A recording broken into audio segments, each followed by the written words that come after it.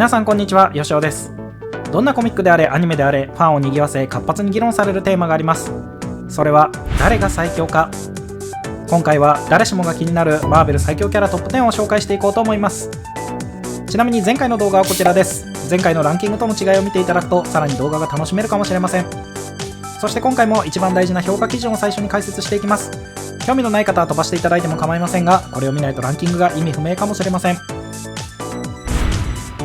1、ランキングの上下は主に影響力の大きさを考慮。アメコミの特性上、日本の漫画と違い能力や局所的なコミック内での勝敗はあまり意味をなしません。というのも、おそらくランキングトップ50ぐらいまでは全知全能が基本装備となり、キャラの勝敗もじゃんけん状態になるからです。それゆえ、強いの基準は勝敗ではなく、その全能性の影響範囲に重きを置きます。もちろん生死であり整合性のあるキャラ同士の勝敗は考慮します。2、突発的なパワーアップ、1回きりのキャラは重視しない。今回は他の最強ランキング動画と違い、恒常的な描写や設定の方を重視しています。そのため一時的な最強状態のレギュレーターサノスやゴッドエンペラードゥームなどは除外しています。アメコミの特性上、設定が2点3点しているキャラに関してはできるだけ最近のコミックを考慮しています。3、カノンのみを考慮する。マーベルコミックにはカノンと呼ばれるものと非カノンと呼ばれるものがありますが、カノンのみを考慮します。非カノンと目されるコミックは受け継がれてきた物語との著しい欠如があり、マルチバースとしても処理できないものやエトコンされた元々の設定に準じたコミックなどを非カノン扱いとしています。矛盾していますが、公式同人誌と思っていただければいいかと思います。ただしこれは作家や編集者、ファンなどが発信するものであり、公式見解ではないことに注意してください。例えばハート・オブ・ザ・ユニバースが登場し、ジム・スターリン氏が執筆したコミックマーベル・ユニバース・ジ・エンドは編集者のトム・ブレボートが非カノンだと発信しています。またコミックアベンジャーズ200号のミズ・マーベルの妊娠は当時のマーベルコミックの女性蔑視を体現したような非常に悪質な内容であり、ファンや同業作家などからの批判もあって非カノンと認知されていますし、今では公式も触れたくないコミックとなっています。ただ気をつけていただきたいのは、非カノンの線引きは非常に曖昧で、ファンや作家によっても様々です。そういったことを踏まえ、非カノンと目されるものは基本的に除外しています。4、メタキャラは除外。当たり前ですがメタキャラは除外しています。メタキャラといっても様々いますが、例えば X メンワースト X マンエバーのミランダなどメタを前面に押し出したキャラは除外しています。メタ認識していてもコミックキャラの範疇に収まっていれば問題ないと解釈しています。以上が基本的な評価基準となります。結局基準を定めてもツッコミどころ満載のランキングですがご了承ください。これ以外にも様々な分野でのマーベルランキングや解説、ネタ動画を投稿していますので、少しでもマーベルやアメコミのぶっ飛び感に興味がある方はチャンネル登録していただけると励みになります。それでは本編をどうぞ。10位、フランクリン・リチャーズ。いつも10位に誰を入れるかが一番迷うが、今回はこのキャラ。他のランキングで入らないのにここに入る理由は、キャラの設定と過去の描写などを総合して考慮したため。ファンタスティック4のリード・リチャーズとスーザン・ストームの息子で、幼い頃より強力な現実改変能力を持つ。幼子の時点でメフィストを撃退したり、死んでいったヒーローを保護し宇宙を創造するなど偉業は語りきれない。セレスティアルズでさえ自分たちと同じレベルにいると称賛した。また成長した未来のバージョンではセレスティアルズと3対1の状況で1体を撃破。その後死んだギャラクタスを復活させ3体全員を破壊するという地球人の域を超えた活躍をしている。それもそのはず、彼はこの無限のマルチバースの終焉を見守る者として運命づけられた存在であり、今の全てのマルチバースが終焉し次のマルチバースが始まる際にはギャラクタスの役目を担うとさえ言われている。この第8宇宙の全生命体を代表し、あまたのコズミックビーイングを押しのけてのランクイン。9位、セレスティアルズ。マーベルユニバースの始まり、第一宇宙から存在する最古の生命体。第一宇宙の化身ファーストファーマメントにより生み出されたとされる種族で、宇宙を育て改変するための全能の力を持つ。サノス作成のコズミックビーイングランキング表では下位の存在で、頑張ればヒーローが倒せるギリギリのレベルのコズミックビーイングとして様々なコミックで重宝されている。しかしマーベルユニバース最古の争いとも言われるセレスティアルズ・ウォーではファーストファーマメントを打ち破っており、同等の存在のアスピランツなどは単体でも宇宙を崩壊させるほどの力を持つ。また後に解説するビヨンダーズを作り出したのもセレスティアルズであり、自身やそれ以上の存在を超える全能性を持つ存在を作り出すという意味不明な創造性を発揮している。最古の宇宙創造請負人は伊達じゃなかったので新たにランクイン。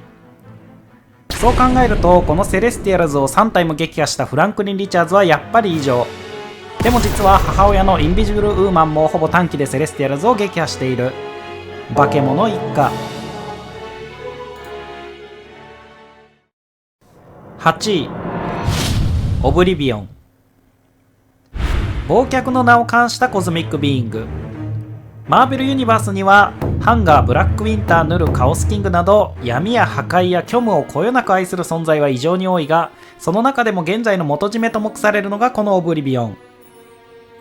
実際にマルチバースの 98.76% を破壊したカオスキングと呼ばれ、最終的に倒しきれなかった存在ですらオブリビオンの無限のパワーの一部だと言われている。一昔前はデスやアニヒラスの祖先と示唆されたり、なおかつメタ認識しているような描写もあるなど、そこが知れない。前回10位から大幅ダウンした理由は最近どこいんのという状態のため。ただこのオブリビオンですら原初の悪意の派生である可能性もある。7位、リビングトリビューナル。全知全能で全ての時間軸を統括し、ワンアバボールから全ての権限をもらっているコズミックビーイング。メフィストやドルマム、シュマゴラスなどの全ての悪魔やオーディンやゼウスなどの全ての神々もリビングトリビューナルの起源次第で存在ごとなくなってしまう。それほどの全能性と影響力を持っていたはずなのだが、最近の活躍はない。ビヨンダーズに負け、マスターオーダーとロードカオスに負け、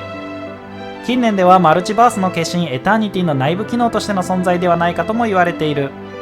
やっぱりサノス作成のコズミックビーイングランキング表は当てにならない。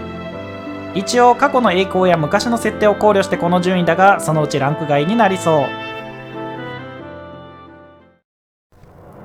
う。6位、オメガ。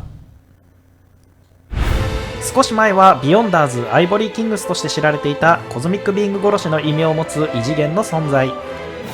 今ではセレスティアルズに創造されたほぼ全能の種族で、マルチバース外のビヨンドという割と定時の場所から宇宙を見守っている存在だと発覚した。それでも計画通り第7宇宙をほぼリセットした功績も大きく、ニューアベンジャーズ誌でサノス作成コズミックビーイングランキング表のここからここまでを全滅させたのはやっぱりすごい。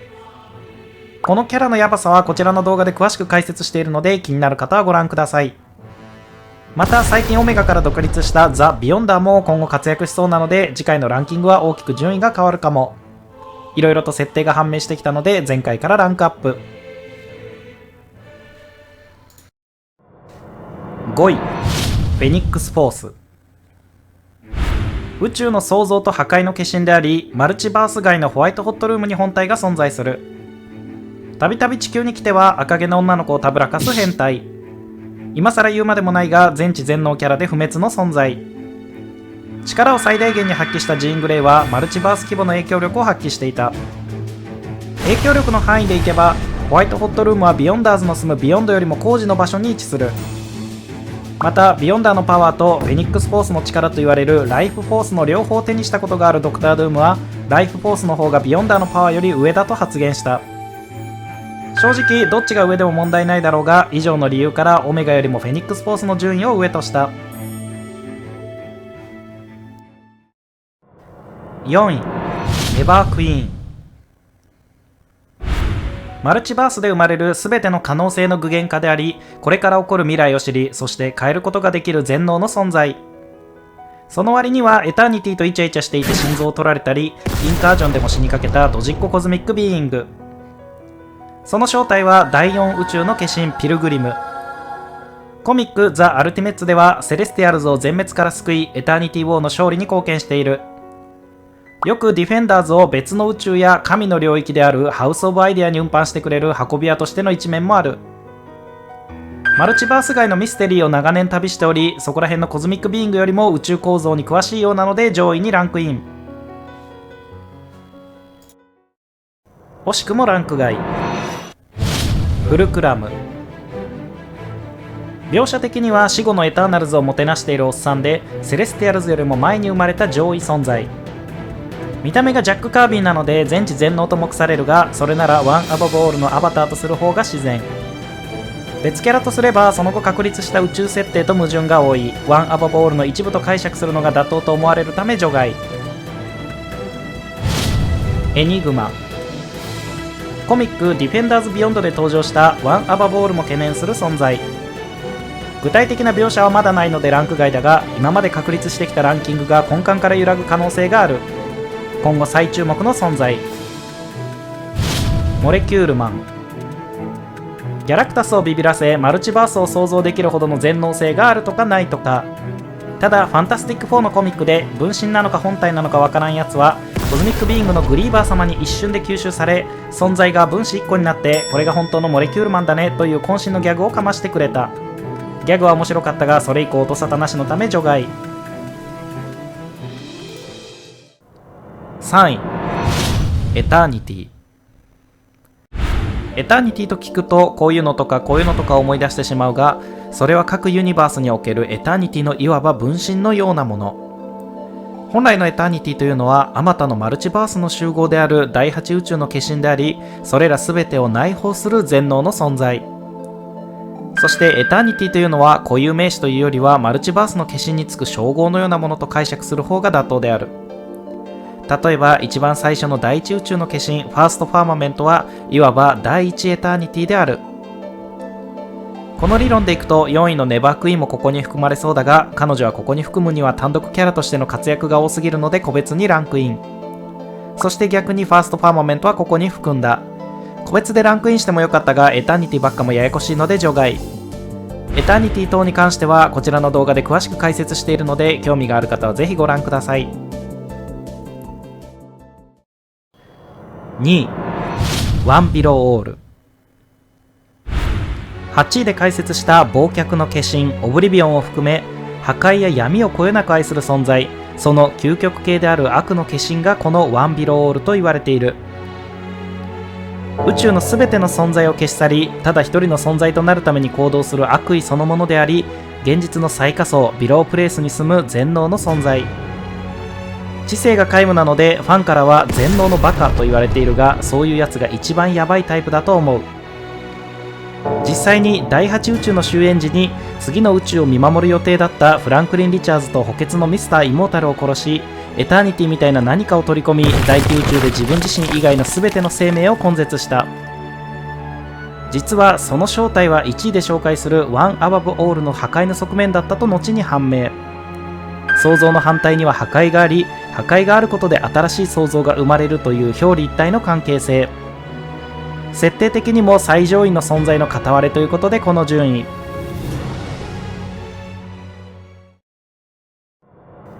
1位、ワン・アバブ・オール。